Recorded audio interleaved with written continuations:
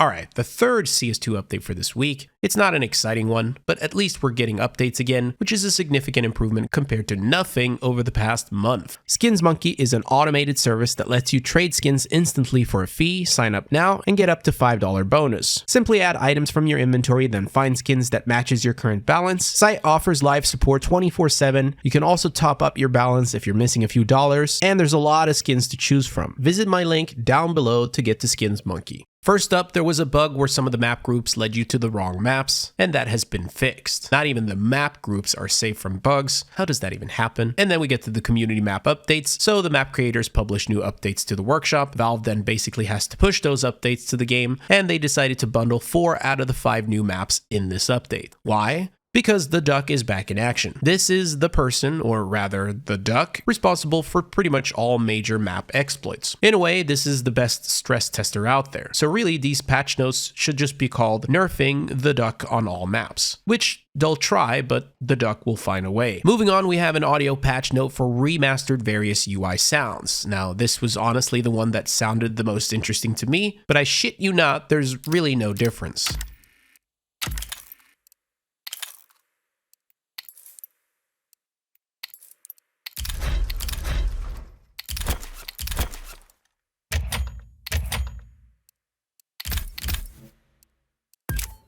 I did the same in-game for the UI sounds, but I can't seem to hear any difference. At least I gave you guys a useless comparison. Next, we have more various crash fixes and stability improvements, and another Linux-related patch note, which is actually a W for Linux users. But where is the fix for the refund bug? But Maximo, refund what? This game with Odic versus G2 had Odic buy scouts for their teammates. Those players who got their scouts delivered the scouts back to their respective owners, who were still in spawn. This allowed them to refund the scouts even after they were used on middle. Because the way it works today is, if you buy a weapon and you shoot, then you can no longer refund it. But the loophole here is that if you give your weapon to another player, then they decide to shoot with it and they give you the weapon back, well, they can still refund it. And on a map like Dust 2, there's enough time before the buy time expires, so you can heavily abuse it. Today's update mentioned nothing about it, so I decided to just simply confirm with my buddy Alpha.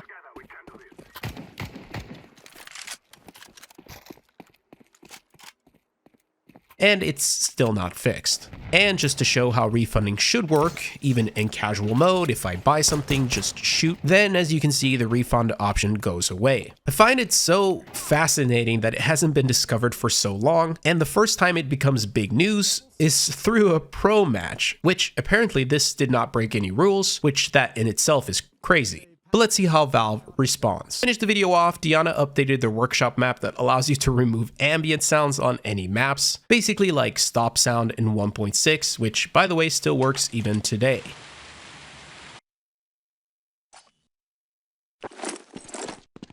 Diana confirmed that Valve still didn't fix the underlying exploit in the previous update, and today's update still did not fix it either. It's been months that this exploit has existed, but of course, if you plan on using this trick, then do so at your own risk. Thanks for watching, I'll see you in the next video. Peace.